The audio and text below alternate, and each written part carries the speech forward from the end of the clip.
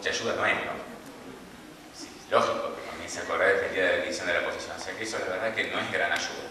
Sí era ayuda para la prescripción corta el artículo 4013. ¿Lo ven? Miren, se presume que el poseedor actual que presente en apoyo de su posesión un título ha poseído desde la fecha del título. ¡Ojo! Era una ayuda, pero hasta ahí nomás. Porque era una ayuda que era válida solamente para la prescripción corta. ¿Se acuerdan ustedes que se requería en la prescripción corta? 10 años, por eso era corta. ¿Qué más? Buena fe y justo título. Lo que decía el artículo era que si vos presentabas el justo título para la prescripción corta, se presumía que el comienzo de tu posesión arrancaba ¿desde cuándo? Desde la fecha del título. ¿Está? Pero tenía que haber un título. El problema era para la prescripción larga. De todos modos, yo les cuento que, ya lo vamos a ver después, un boleto de compraventa no es título en ese sentido, un boleto de cesión no es título en ese sentido.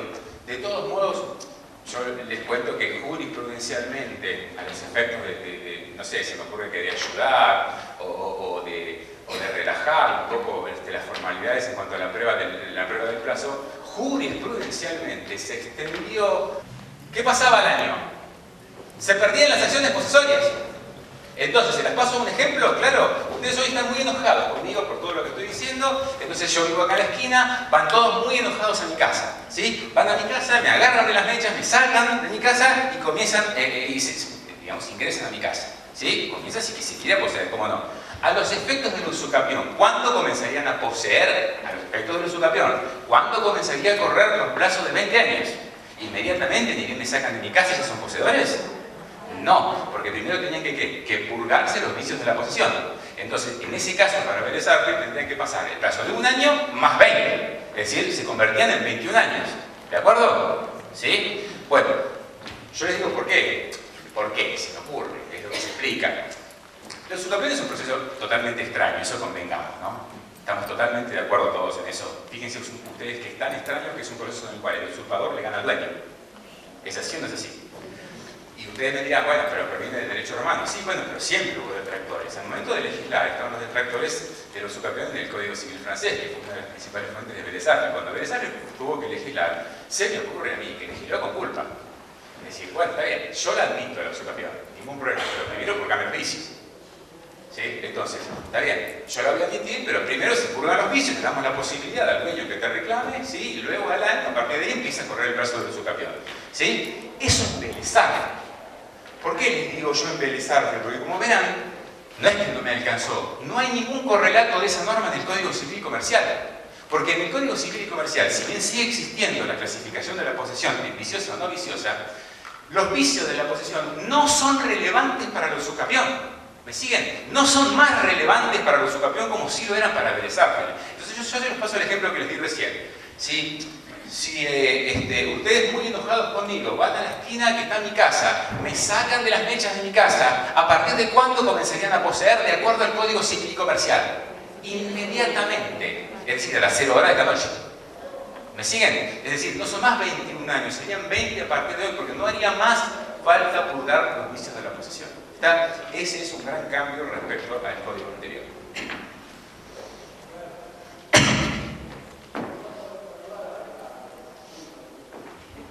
Bueno, eso en cuanto al tiempo. En segundo lugar, ¿cuál es el segundo elemento esencial? La posesión. Pero no cualquier posesión. No la posesión. No, la posesión calificada. Porque si fuera la posesión, con el Código Civil y Comercial, que encima ahora la posesión se presume, yo dejaría pasar el tiempo, 20 años, listo, se presume la posesión y 20 años. No. Se pide la posesión calificada por varios recaudos. ¿Sí? A ver, si ustedes ven, al momento de la vigencia del Código de Vélez Arfield, se exigían varios requisitos, incluso más que ahora. En primer lugar, se decía que la posesión debía ser a título de dueño, cosa muy extraña, ¿no? Porque parecería ser que es hasta una tautología, porque si ustedes se ponen a pensar, de acuerdo a los elementos sabinianos, ¿cuáles son los elementos de la posesión que no tiene la tenencia? Dos elementos de la posesión. ¿Se acuerdan? Corpus y animum domini, ¿sí? Corpus es la posibilidad de disponer físicamente de la cosa, ¿sí? Y el animum domini, ¿cuál era? La intención, ¿sí? De no reconocer el otro señorío superior, de comportarse como dueño. Entonces, si yo le digo que le exijo posesión a título de dueño, no estaría diciéndole en definitiva, le estoy exigiendo que sea poseedor. Lo que pasa, yo les cuento, Este artículo 4015 viene tomado del Código de Napoleón. Y en el Código de Napoleón había una clasificación. Y una persona podía ser poseedor del título de dueño, ¿sí? O poseedor por otro. ¿Se acuerdan de eso? El poseedor por otro, ¿cómo le llamamos nosotros? Tenedor. Exactamente. Y claro, y entonces en Francia estaba bien que haya un poseedor a título de dueño. Y nosotros, en nuestro caso, bueno, yo les cuento. Se le tuvo que buscar alguna interpretación para que ese artículo quede colgado. Entonces, se dijo lo siguiente: cuando el código te habla de que se exige la posesión a título de dueño, ¿me siguen? En todo caso fue para dejar de lado los actos de mera tolerancia. Les doy un ejemplo. Yo tengo un terreno acá y mi hermano tiene un terreno al lado. ¿Está bien? ¿Sí? Como a mi hermano no le queda chico su terreno, me pide un espacio en el mío para guardar su auto, y ahí lo lava, lo arregla, etc. Le doy su llave para que entre. Eso no significa que a los 20 años mi hermano pueda hacerse de ese terreno por usucapión, porque podemos decir que ejerció actos posesorios, pero no fueron actos de dueño, porque fueron actos de mera tolerancia. Esa fue la interpretación que se le dio a ese recaudo cuando se pedía que sea a título de dueño, es decir, por oposición a los actos de mera tolerancia. Totalmente del pelo. En segundo lugar, a ver, se decía que la posesión tenía que ser pública. Pública. A ver, ¿qué significa pública? Pública. Conocida, dijeron por ahí, ¿podría ser? ¿Sí? ¿Qué otra cosa? ¿Pública? ¿Qué otra cosa? Miren, yo les digo, reténganlo ahí, hagan un acto de fe conmigo, ¿sí? Escuchen, pública significa contrario a clandestina. Contrario al vicio de clandestinidad. ¿Sí? Ahora vamos a ver que eso tiene una relevancia práctica muy grande y por eso se cambió ahora. Pública, cuando se exigía que la posesión fuera pública, era que no fuera clandestina, contrario al vicio de clandestinidad. ¿Sí? Bien. Ahora, se exigía también que fuera pacífica. ¿Qué significa, siguiendo este mismo criterio, qué significa que sea pacífica? Que sea, ¿cómo? Que no sea violenta. Exactamente, es decir, contrario al vicio de violencia. ¿De acuerdo? Bueno, y a ver, y también se exigía que sea continua. Ahí lo maté, ¿qué es continua? ¿Qué es continua? ¿Cómo? Prolongada en el tiempo, puede ser. ¿Qué más? Que no tenga interrupciones. No, que no tenga interrupción sería ininterrumpida. ¿Qué significa continua? Continua, a ver. Ya tenemos alguna, no seamos académicos, lo que se nos venga en gracia. Es la siesta hasta ahora. ¿Cómo? Bueno, más o menos lo que dijo la doctora. Mire, yo le voy a decir la propia, porque no está en la ley lo que le voy a decir. Cuando te exigía una posición continua, se exige ahora también una posición continua, lo que te pide es que la posición fuera regular, es decir, fuera mantenida con regularidad en el tiempo. ¿Sí? Ojo, ¿por qué hago esta aclaración y por qué le pongo énfasis? Porque la regularidad en el tiempo implica que se exija la misma regularidad que se le exige al dueño. ¿Está? ¿Por qué digo esto? Si el inmueble se inunda y el dueño durante 3 años no puede ingresar al inmueble porque estaba inundado, no se me puede exigir a mí, ¿sí?, que vaya a ejercer un acto posesorio sobre el inmueble inundado. Si el inmueble de Sucapir es un inmueble en Mar del Plata y el dueño iba 15 días por año, no se le puede pedir a los sucapientes que vaya todos los meses del año a hacer un acto posesorio al inmueble de Mar del Plata. Si el inmueble de Sucapir era un terreno y el dueño ejercía un acto posesorio por año, no se le puede exigir al usucapiente que cumpla con más cantidad de actos posesorios por año que lo que hacía el dueño. Entonces, la continuidad implica la regularidad en el tiempo, pero de acuerdo a las mismas exigencias al propietario. ¿A qué voy con todo esto? Que en definitiva, la regularidad es una cuestión de hecho. La continuidad como regularidad es una cuestión de hecho. Por ende, ¿cuándo se van a dar cuenta ustedes si cumplieron con el recaudo de la regularidad o de la continuidad? Con la sentencia. ¿Está? Porque precisamente, al ser una cuestión de hecho, es susceptible de ser probada por todos los medios de prueba. ¿Está bien?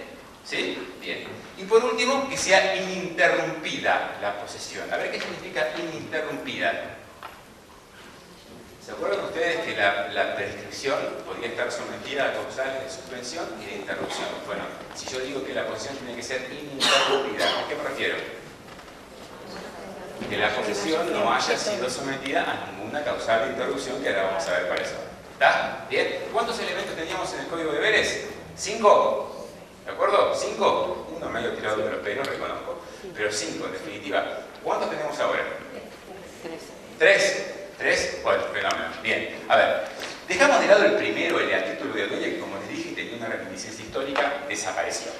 olvidémonos del primero de ese tipo de deuda. De los otros 4 que quedan de Vélez Arfield, ¿cuál desapareció? Que lo vimos recién, acuérdense, el nuevo código no le da relevancia a los vicios. ¿Cuál desapareció? Pacífica. No importa si era violenta la adquisición de la posesión, desapareció la exigencia de que sea pacífica, no está más. Y hay una que se transformó, sigue estando, pero se transformó. ¿Cuál es la que se transformó? Pública por ostensible, exactamente. Miren, y les digo que esto no es una cuestión cosmética, no es una cuestión que les gustó más ostensible y no les gustaba pública. ¿Vieron que les dije recién que hay un acto de fe conmigo y retengan que cuando hablábamos de que sea pública lo decíamos por oposición a que no sea clandestina? ¿Sí? Porque no sé si ustedes se acuerdan de cuando estudiaron derechos reales, como que no, lo bien que hacen, que los vicios de la posesión tenían el carácter de ser relativos. Cuando decíamos que los vicios eran relativos, significa que la posesión era viciosa para aquel que sufría los vicios. Entonces, si yo le exijo que la posesión sea pública como oposición a clandestina, como oposición a clandestino, ¿sí? ¿Qué estoy diciendo? Que la posesión sea conocida o cognoscible por el dueño, a quien el vicio le era oponible, al único a quien el vicio le era oponible, al dueño.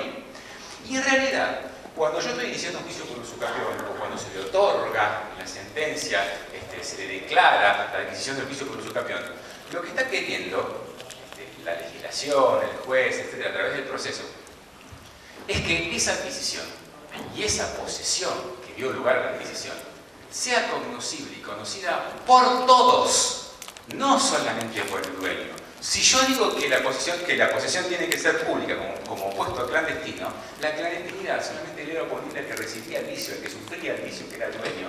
No, yo acá quiero que sea ostensible, no pública. Es decir, que todo el mundo tenga posibilidad de conocer de que yo estoy poseyendo. ¿Está? Y fíjense ustedes, si bien es cierto que es otra cosa, no estamos hablando de la publicidad de la posesión, hay códigos de procedimientos a nivel país que directamente incluso exigen publicitar ya no la posesión, el juicio de usucapión a través de carteles. ¿Sabían eso ustedes? En la provincia de Córdoba, en Jujuy, por ejemplo, los códigos de procedimientos que establecen exactamente las pautas de los carteles que deben colgarse en los inmuebles mientras dure el proceso de usucapión. Lo que se quiere es no que lo conozca solamente el dueño, no, que lo conozca toda la sociedad, y esa es la razón por la cual no se habla más de pública, sino que se habla de ostensible. ¿Está? Entonces, teníamos 5 elementos antes, tenemos ahora ¿cuántos? 3 y una ayuda más, una ayuda importantísima más.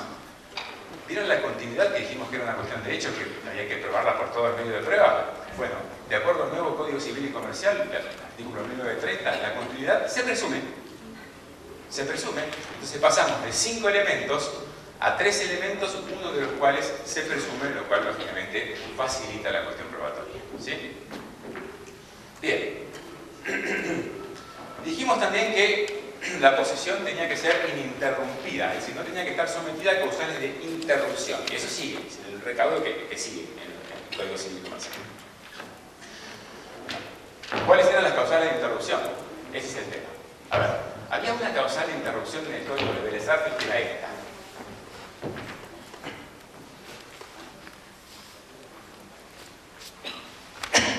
Artículo 3984. La prescripción se interrumpe cuando se priva al poseedor durante 1 año del goce de la cosa, sí, aunque la nueva posesión sea ilegítima, injusta o violenta. ¿Está? La posesión se interrumpe si yo lo saco, ¿sí?, a la persona que está por 1 año. ¿Qué les parece a ustedes? ¿Ese artículo seguirá vigente? ¿Tendrá un correlato parecido, un texto parecido en el Código Civil y Comercial? No. De ninguna manera. ¿Por qué? La explicación siempre es la misma. El Código Civil y Comercial no le da relevancia a los vicios, a los efectos de la posesión, de la usucapión. Razón por la cual, si una persona saca a otra, empieza a ser poseedor y empieza a usufructuar desde el mismo momento en que lo saca, no hace falta que pase 1 año. Esa causal, que Vélez Arfield le llamaba o la doctrina le llamaba causal de interrupción natural, desaparece del Código Civil y Comercial. Vamos a quedarnos con las que están. A ver,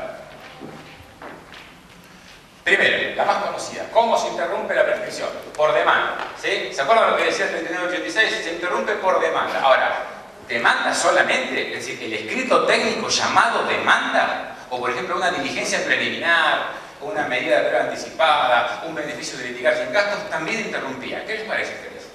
Discusión eterna. Porque algunos decían, no, para, ahí dice clarito, demanda. Bueno, pero con una diligencia preliminar yo estoy manifestando mi voluntad de instar ese reclamo. Y por ende eso debería ser interruptivo. No, pero ahí dice demanda. Discusiones eternas. ¿Cómo quedó ahora el artículo? Muy sencillo. Con un renglón se soluciona todo. Miren, el curso de la prescripción se interrumpe por toda petición del titular del derecho ante autoridad judicial que traduce la intención de no abandonarlo. ¿Sí? Toda petición del titular del derecho ante autoridad judicial que traduce la intención de no abandonarlo. O sea que, mientras haya una petición ante autoridad judicial, sería suficiente. Ahora, lo que en todo caso les cuento que ya empezaron a discutir es qué pasa cuando yo interpongo un reclamo administrativo que necesariamente debe ser interpuesto antes de la demanda. Vieron que a veces la formulación administrativa tiene carácter obligatorio previa a la demanda. En ese caso, ahí dice ante autoridad judicial. El reclamo administrativo previo obligatorio también interrumpe, bueno, no sé, ahí dice autoridad judicial, no podemos discutir tanto, pero en definitiva el mayor tema o el mayor punto de la cuestión está solucionada. Segunda cuestión, miren que le subrayé en el Código de Desastre del 3986 lo siguiente. Dice, la prescripción se interrumpe por demanda, ¿me escuchan? Contra el poseedor o deudor. Yo le subrayé poseedor. Contra el poseedor. A ver, vamos a un caso práctico. Yo tengo una casa y un día aparece gente que me la usurpa. ¿Me siguen? ¿Sí? Bien. Vamos a suponer que por esas cuestiones de la naturaleza divina tengo la gran suerte de, aunque sea saber el nombre de quien me está ocupando. Lógicamente, voy a iniciar una acción de reivindicación. Por lo menos yo tengo a quién dirigirle. Pero tengo que saber en qué carácter ocupa. ¿Es así o no es así? Lo primero que uno suele hacer es mandar una carta de documento por una cuestión de costo. Uno confía mucho en el tema, pero si esa persona que recibe la carta de documento está asesorada, ¿qué va a contestar? Y va a contestar, digamos, evadiendo la cuestión. Rechaza su carta de documento por improcedente. El otro no te va a decir nada. ¿Es así o no es así? Está bien asesorado. ¿Qué me queda? Ustedes dirán, bueno, necesitamos una diligencia preliminar. ¿Sí? Es más, de hecho, en el artículo 323 y 16, que tenemos la misma numeración, creo nosotros, figura que antes de la demanda de reivindicación podéis instar una diligencia preliminar a los efectos de que el requerido te informe en qué carácter ocupa. ¿Está? ¿Es así o no es así? Entonces, bueno, me constituyo con el oficial de justicia.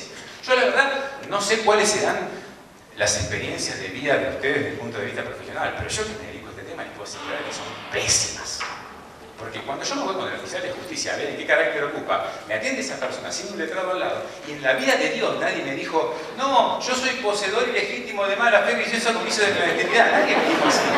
Nadie. ¿Qué te dice? Me lo prestó Juan, estoy acá, no sé, no ha habido mi mamá, esperá que venga mi mamá, me lo dejó mi papá, no sé, yo entré con mi hermano hace muchos años, la verdad, preguntale o vení otro momento. ¿Es así o no es así? La verdad que no he tenido gran suerte con las diligencias preliminares. ¿Qué me queda? Mandé carta de documento, no fue mal. Y diligencia preliminar, mucho no logré. ¿Qué me queda? Y bueno, yo me persigno, meto la demanda de reivindicación. ¿Es así o no es así? ¿Sí? Claro, y no sé en qué carácter ocupa. Resulta ser que meto la demanda de reivindicación, empiezo con el juicio ordinario, ustedes también terminan por proceso ordinario, es decir, largo estamos hablando, ¿sí? Llego a la sentencia en donde ordena sacar al que estaba, y de repente, ¿qué pasa? Se presenta el poseedor. Me dice, no, está bien, ganaste contra él, pero él era tenedor. Y es verdad, él tenía la posibilidad de denunciar el nombre del poseedor, pero también podría no hacerlo. Y en ese caso yo seguí toda la demanda contra el tenedor.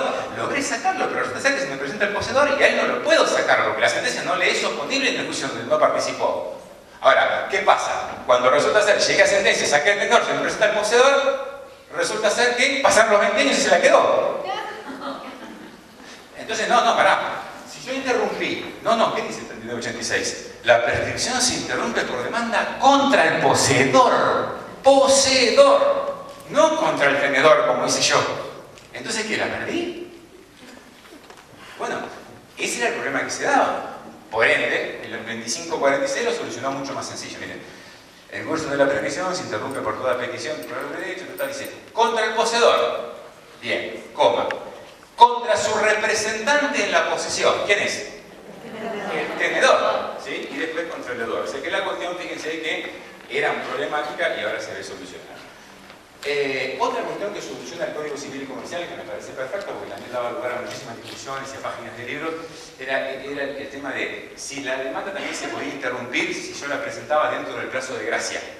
¿Sí? ¿Cuál es el plazo de gracia de ustedes? ¿2 horas? Nosotros en la provincia de Buenos Aires somos mucho más vagos que ustedes, tenemos 4. ¿Sí? ¿Está? Bueno, en definitiva, fíjense ustedes que si se presenta, porque ¿cuál era la discusión? El plazo de gracia es un plazo objetivo del Código de Procedimientos y la usucapión es un modo sustancial de adquirir el derecho, entonces no se aplica el plazo procesal, totalmente solucionado. La demanda se puede presentar y es interruptiva aún en el plazo de gracia previsto en el ordenamiento procesal aplicable y útil. A ver, hay una cuestión que parece, yo creo que sí, pero parece que no está solucionada en el Código Civil y Comercial, que es la siguiente. ¿Solamente la demanda, la presentación de la demanda interrumpe la prescripción o tengo que notificarla también para que interrumpa la prescripción? Las dos posiciones, la verdad, que me conmueven. Porque, por un lado, dice demanda, y es la demanda la interruptiva. ¿Es así o no es así? Pero por otro lado, esperen que termine. Por otro lado, a ver, pobre niato, 20 años matándose prolijo, actos posesorios, ostensibles, continuos, ininterrumpidos. Un día presenta la demanda, sí, junta los actos posesorios, el plano, el certificado de titularidad, y resulta que se entera que 12 años atrás uno le había presentado ya la demanda en un juzgado, incluso incompetente, como dice ahí. Y no se había enterado. Ustedes, no sé cómo funciona acá el tema de la caducidad de instancia, porque ese tema en la provincia de Buenos Aires tranquilamente se puede dar. Nosotros tenemos, ya sé que somos muy vagos, pero tenemos una caducidad de instancia que implica 2 veces el pedido de parte para que proceda. Es decir, la primera vez, pedido de parte, el juez lo intima. La segunda vez, otro pedido de parte, recién la caducidad. Es decir, que si nadie pide, el juicio puede estar con demanda, parado, archivado incluso, pero presentado. ¿Está? ¿Me siguen? Entonces, ¿se requería la notificación o es muy abusivo esto? Pero no, por otro lado decía demanda, yo presenté la demanda. ¿Y qué hacemos? Yo creo, que la cuestión parecería ser que encuentra un indicio para verse solucionado con el texto del Código Civil y Comercial, sobre todo con la última parte del artículo 2546. A ver, ¿ustedes qué me dicen? Dejo un segundito para pensar.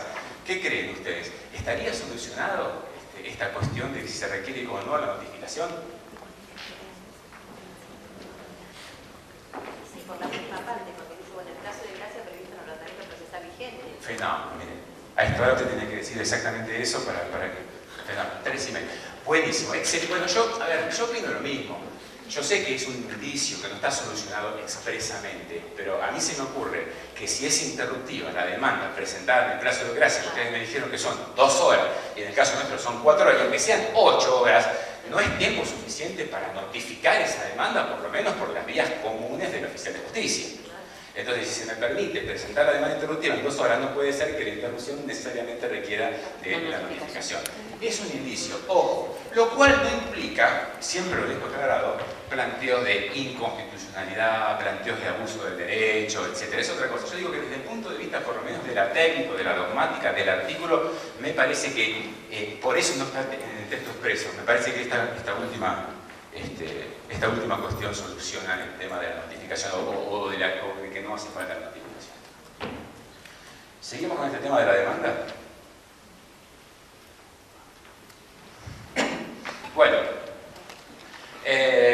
la interrupción de la prescripción causada por la demanda se tendrá por no sucedida sí. Es decir, ¿cuándo se tiene por no sucedida? Cuando uno cree haber interrumpido, pero luego se tiene por desaparecida esa causal de interrupción. Hay supuestos que son muy conocidos. Uno, ¿cuál es? El desistimiento. ¿Sí? ¿El desistimiento de qué? ¿Del proceso o del derecho? Del proceso. Lógicamente, si fuera del derecho yo no habría ni que hablar de interrupción directamente. ¿Sí? ¿Bien? Bien. La caducidad de instancia. ¿Sí? ¿Hasta ahí bien? ¿Sí? ¿Qué es lo que dice el artículo? Pero miren, ¿quién me explica la última parte? Miren esto. Dice, la interrupción de la prescripción se tendrá por no sucedida, dice, si el demandado es absuelto definitivamente. ¿Cómo definitivamente? Si el demandado es absuelto definitivamente, ya usó capió. Por ende, ya que voy a hablar de interrupción de la prescripción y se tiene por no sucedida, ¿qué le importa? Si tiene por no sucedida, ya ganó. ¿Qué quiere decir? Si el demandado es absuelto definitivamente, si ganó definitivamente. Bueno, la verdad es que no se entendía qué quería significar eso. Y le encontraron una interpretación. Una interpretación que está buena. La interpretación dice más o menos, o es más o menos esta. Es, si el demandado es absuelto definitivamente, pero en cuestiones no definitivas. Les doy un ejemplo que me pasó a mí. Una vez me hice una demanda de reivindicación. Excelente la demanda de reivindicación. No había nada que decir. Nada, A mí se me ocurrió revisar todo y encontré alguna pequeña falla en el poder. Les cuento, ya que está. El escribano era hermano del apoderado. Entonces planteé una excepción totalmente dilatoria de falta de personería. ¿Sí? Cuando se plantea la excepción, luego, bueno, traslado respectivo, se acogió a la excepción de falta de personería y vieron cuál es el resultado, la consecuencia. Se le otorga 10 días para que subsane esa personería. ¿Sí? ¿Es así? Bueno, no me pregunten qué pasó, que la persona subsanó la personería el día 11. Razón por la cual se la tuvo por no subsanada en términos, se regularon honorarios, se pagaron las costas y listo, y se terminó el proceso. Ahora, la pregunta es, ¿el actor podía iniciar nuevamente ese juicio de reivindicación? Sí, porque la cuestión es que he hecho cosa jugada en lo formal, pero no cosa jugada en lo material. ¿Sí? Entonces, tranquilamente podría iniciar. Entonces, ese supuesto que me pasó a mí encaja perfectamente en el artículo 3987 del Código Civil. Fíjense, la interrupción de la prescripción de él por la demanda de reivindicación se tiene por no sucedida, es decir, se tuvo por no sucedida cuando el demandado, mi cliente, fue absuelto definitivamente, pero en una cuestión no definitiva. Es decir, esa demanda de reivindicación perdió el efecto interruptivo, porque el demandado, mi cliente, fue absuelto en una cuestión no definitiva. ¿Sí? Bien. Esa que era la interpretación, que lógicamente no decía esto en el artículo, pero se interpretaba de ese modo, quedó plasmado perfectamente en el 2547. Miren ustedes, dice, los efectos interruptivos del curso de la prescripción permanecen hasta que deviene firme la resolución que pone fin a la cuestión con autoridad de cosa juzgada formal. ¿Está? Porque si hubiera cosa juzgada material, eso no tendría sentido hablar de interrupción de la prescripción. Y después, lo mismo de antes. La interrupción de la prescripción se tiene por no sucedida si se desiste del proceso o caduca la instancia. ¿Bien? Bueno, otra de las causales, muy conocidas también, de interrupción de la prescripción, tanto liberatoria como adquisitiva, es el reconocimiento. ¿Sí? Es el reconocimiento. El terminal 86 decía lo siguiente. La prescripción La prescripción es interrumpida por el reconocimiento expreso o tácito. Fíjense ustedes que trae una clasificación del reconocimiento en expreso o tácito. Yo les quiero comentar mi opinión al respecto, porque desde el punto de vista de la prescripción liberatoria, el reconocimiento puede ser expreso o tácito y eso lo vemos todos los días. ¿Sí? Cuando uno, por ejemplo, firma un reconocimiento de deuda, que incluso se llama reconocimiento de deuda, es un reconocimiento expreso. ¿Sí? Cuando uno se allana a una demanda, es un reconocimiento tácito. No hay duda. En cuanto a la prescripción liberatoria, no hay duda. ¿Sí? Bien. Yo lo que digo en todo caso es que la clasificación de expreso tácito en cuanto a la usucapión no me parece que cuaja tanto, por lo menos desde el punto de vista práctico. ¿Por qué les digo por qué? ¿Cómo sería desde el punto de vista formal un reconocimiento de una usucapión? Un reconocimiento de un usucapiente para interrumpir esa usucapión. Desde el punto de vista formal, ¿cómo debería plasmarse o labrarse? Por escritura pública. ¿Ustedes vieron alguna vez a alguien en la vida de Dios que llegue a una escribanía a decir, vengo a reconocer que no soy usucapiente? ¿Es así o no es así? No, no existe. Lo que sí existe, y hay un montón, son reconocimientos de tipo tácito. Razón por la cual a mí se me ocurre que la mejor clasificación del reconocimiento, desde el punto de vista de la usucapión, no es en expreso o tácito. Es en tácito, pero escuchen, voluntario e involuntario.